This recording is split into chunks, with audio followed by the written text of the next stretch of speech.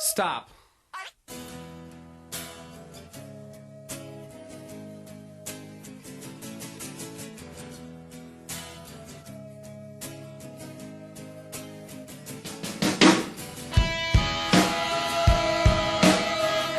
We have the other half of the Ska Brothers. Jimmy Ska is here. Same as Johnny Ska, only the other half is slightly different. Jimmy Ska, everybody. What's going on, guys? I'm Italian too, you know, because he is my brother, but I really am in the mob. So, that's all there is to that. You guys would be too if you grew up poor, though. You guys know how I knew I grew up poor? Because I thought Sunny D was a premium sports drink. Yeah, you guys remember those commercials? You open the fridge, you're like, oh, we got some purple stuff, blue stuff. Ooh, Sunny D. Like it was a beacon of light in the ghetto. And like for some reason you had to take a fucking couple steps back. Purple stuff. Ooh, Sunny D.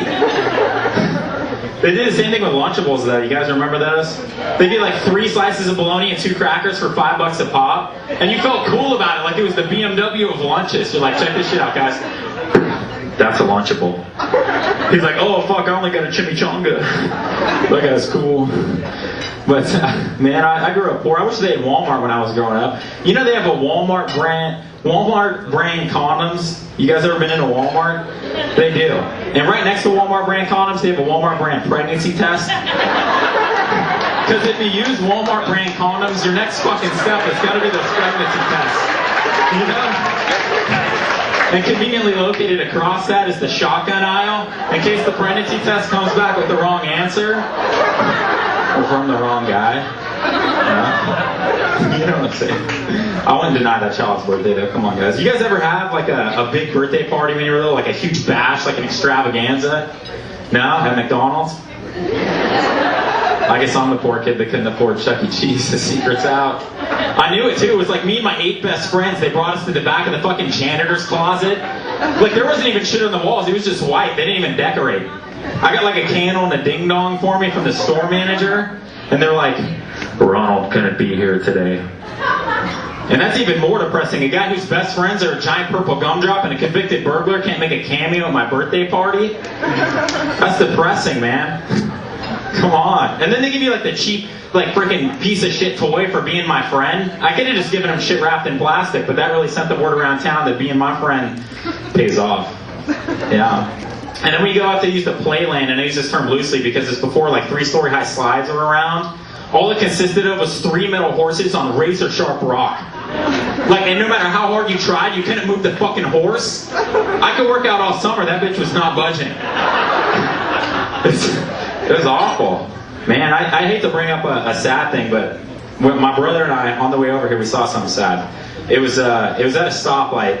People were putting flowers and candles, like a makeshift memorial. I guess somebody died in a car accident or something. And like my only suggestion, I mean it's sad, my only suggestion is like, maybe next time, instead of flowers, like you put something useful, like a fucking guardrail. Like if people are dying there, maybe you want to go ahead and take care of some business. Maybe flowers, yeah, that's really going to stop a 2-ton truck the next time down the road. Good job, guys. And you guys aren't liking that one, huh?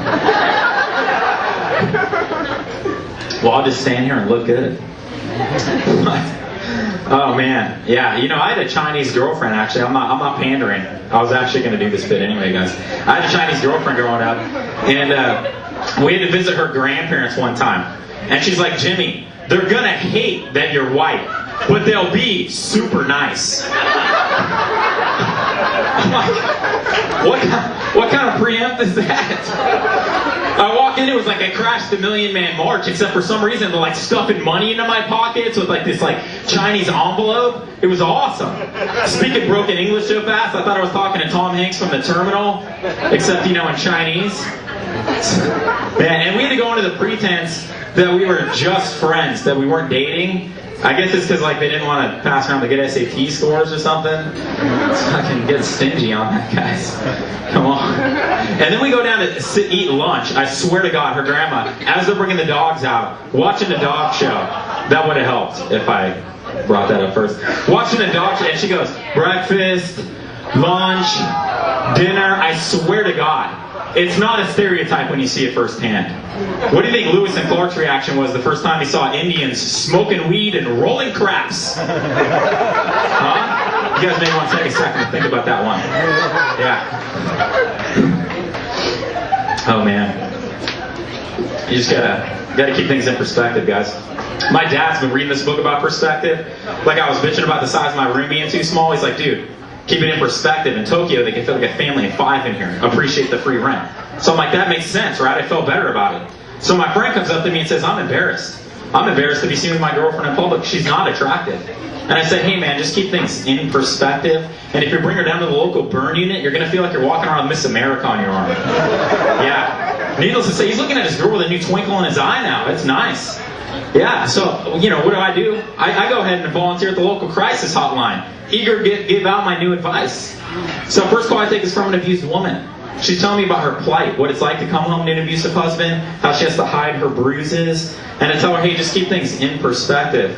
There's some women out there that don't even have electric dishwashers.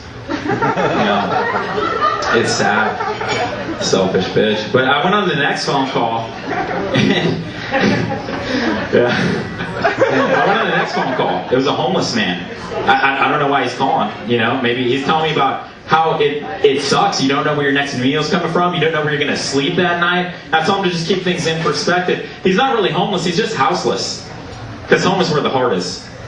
And we all have hearts, guys. Go ahead and fucking check that one off the list for next time. Sorry about that. Man, you guys see these Gary Coleman Get Cash Fast commercials? He's like, we'll get you the money you need to get you out of the jam you're in. Even I need money. Really, Gary? Even you need money? How the mighty have fallen. 3 feet, but they fell. It's like, come on. Let's be honest, Gary. Let's be honest, Gary. We didn't think you made any money. Come on. It's not like you're spending to fight terrorism, son. Terrorism pisses me off. You guys know why? And even if you don't care, I'm going to tell you. Because they take like 3 days to verify these like Bin Laden audio tapes. They're like, oh, we're waiting verification of the FBI. Who in the FBI knew Bin Laden? Like they're like, oh yeah, no, new Bin Laden tape? Yeah, get Agent Smith. He dormed with him at Chico State back in '92. Yeah, hey Smith, come over here. He's like, yeah, let me listen to that. No, that's not him. Because I remember one time, Bin Laden was doing a fucking cake stand, and he's like, Smith, I swear, never quote that part of the Quran. That's how he knows. Man, and then I was watching the news, and like before the U.S. went into Iraq, I was watching like all these Iraqi music videos. You guys ever see this? And they were all about Saddam. It was awesome. Like they had like young guys on like horses with swords and stuff. And I was like, dude, how awesome would that be if we sent Carson Daly over there and they had Iraqi MTV? And he was like, for the 573rd straight day, it's all hail Saddam. What a shocker. Goodness. Oh, for the 5th straight day, we have a surprise caller. It's Saddam himself. He's like, fucking Carson. I'm so surprised when I turned on the TV and I said the kids still like me. It's fucking, I guess that's what you get when you get 100% of the vote. Fuck. And that's right, he sounds exactly like Triumph the Insult Dog from Conan O'Brien. Saddam speaks awesome English. You guys like impressions? Yes? Come on, fucking give it up. You like impressions? I'm gonna do the best impression you've ever seen in your life. You will never, ever forget this. You guys ready? Let me get ready.